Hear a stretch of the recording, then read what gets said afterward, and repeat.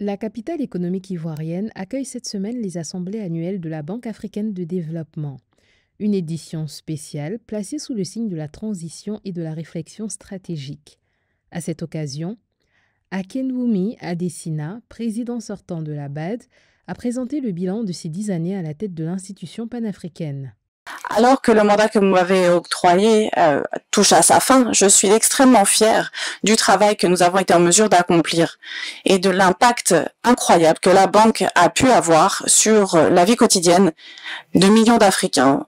Cela fut un effort collaboratif dont nous pouvons tous être fiers. Nous avons maintenu l'excellente notation AAA de la banque pendant 10 ans dans des circonstances très difficiles, auprès des 3 agences de notation Fitch, Moody's et Standard & Poor's.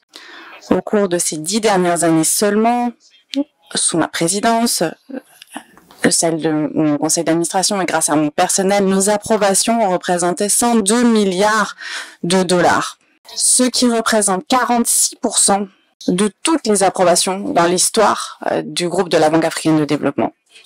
Votre banque, la Banque africaine de développement, a été classée pendant 2 années consécutives comme étant l'institution financière la plus transparente au monde par Publish What You Fund pour nos opérations souveraines.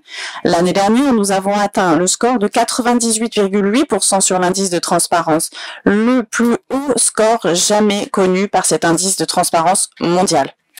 Depuis sa création en 1964, la Banque africaine de développement a profondément transformé le paysage économique et social de l'Afrique.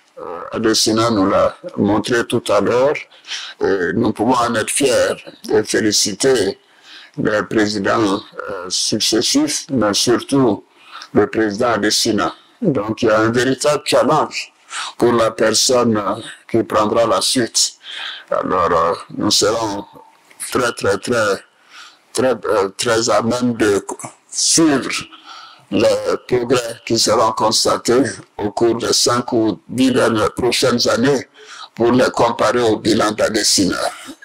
C'est un moment de perspective, donc pour nous permettre à l'Afrique de regarder de l'avant par rapport au chemin que nous avons parcouru, mais également face aux grands défis qui se posent aujourd'hui, avec notamment, vous avez suivi l'actualité ces derniers temps, avec la chute un peu donc du multilatéralisme, avec les mesures barrières qui ont été les mesures tarifaires qui ont été imposées par les États-Unis, la guerre russo-ukrainienne. L'Afrique est un peu dans une situation où elle doit de plus en plus travailler à mobiliser des ressources propres, des ressources internes pour financer les grandes actions de développement. Et c'était le chemin tracé par le président Adesina et c'est le bilan qu'il a eu à faire à travers donc la stratégie de la BAD sur les 10 années. Le nom du nouveau président devrait être dévoilé à l'issue des assemblées, mais il ne prendra ses fonctions qu'en septembre 2025.